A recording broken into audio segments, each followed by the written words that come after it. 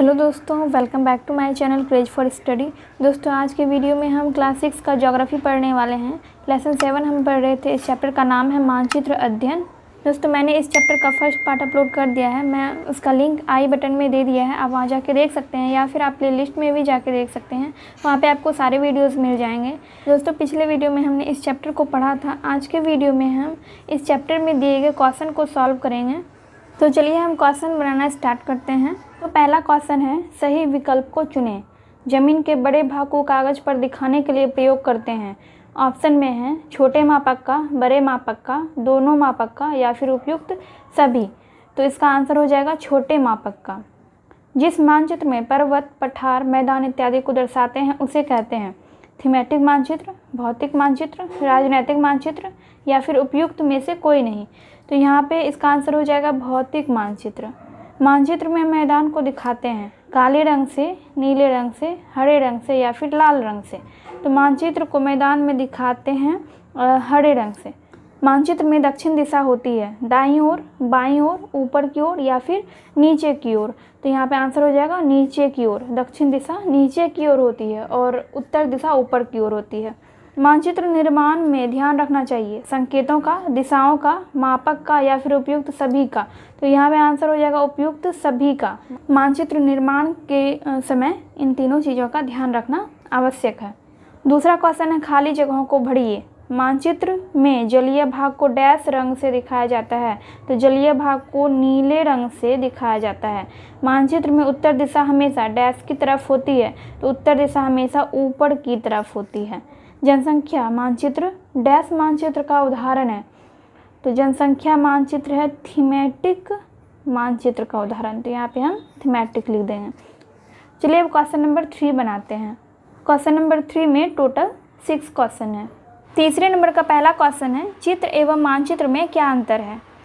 तो यहाँ पे आंसर हो जाएगा, चित्रों में आमतौर पर चीज़ें वैसी बनती है जैसी वो दिखती है, परंतु मानचित्र में चीज़ें चिन्ह या संकेत के रूप में दिखाई जाती है। चित्र आमतौर पर ऐसे बनाए जाते हैं जैसे कोई उस जगह को उसके किनारे खड़े होकर देख रहा हो, लेकिन मानचित्र हमेशा ऐसा बनाया जाता है जैसे उस जगह को ऊपर या फिर आसमान से देख रहा हो। चित्र में मापक यानी स्केल का उपयोग नहीं होता है, लेकिन मानचित्र में मापक यानी स्केल का उपयोग किया जाता है। चित्र और मानचित्र में यही आधारभूत अंतर है। दोस्तों, इस क्वेश्चन का आंसर आपको इस चैप्टर के स्टार्टिंग में ही मिल जाएगा। सेकेंड नंबर का क्वेश्चन देखते हैं, अगर आपको विश्व का मानचित्र बनाना हो तो किन किन बातों का ध्यान रखना होगा।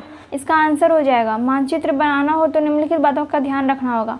पहला, नक्शे में अगर कोई दूरी 1 सेंटीमीटर है तो वह वास्तविक रूप में कमरे में 1 मीटर के बराबर होगा।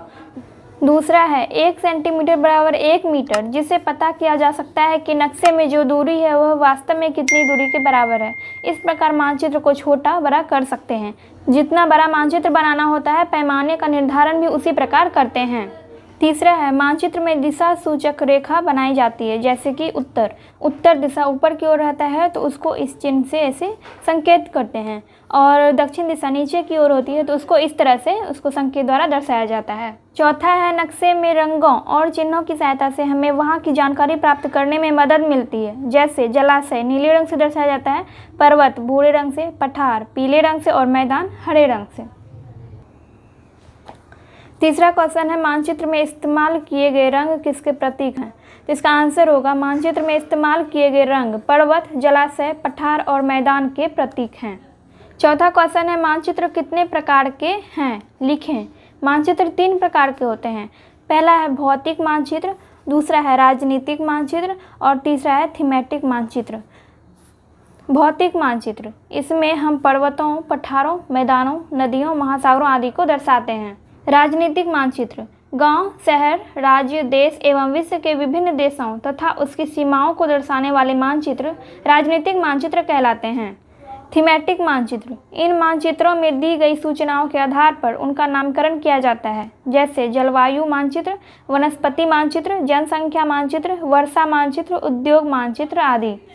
पांचवा क्वेश्चन है, मानचित्र दिशाओं का निर्धारण कैसे करते हैं। आंसर हो जाएगा, मानचित्र में दिशाओं का निर्धारण दिशा सूचक रेखा के द्वारा किया जाता है। मानचित्र में उत्तर दिशा जो ऊपर की ओर है उसे उत्तर दिशा सूचक रेखा के माध्यम से दिखाई जाती है, जैसे उत्तर की ओर चिन्ह को दर्शाया जाता है। इस चैप्टर का लास्ट क्वेश्चन है, मापक क्या है, उदाहरण देकर समझाएं। मानचित्र या नक्शा पर दो स्थानों या बिंदुओं के बीच की दूरी तथा धरातल पर उनकी वास्तविक दूरी के अनुपात को मापक कहा जाता है। तो जैसे कि यहाँ पे मान लीजिए कि पटना है और यहाँ पे दिल्ली है, तो इन दोनों के बीच की दूरी कितनी है? इसकी दूरी लगभग 1102 किलोमीटर है।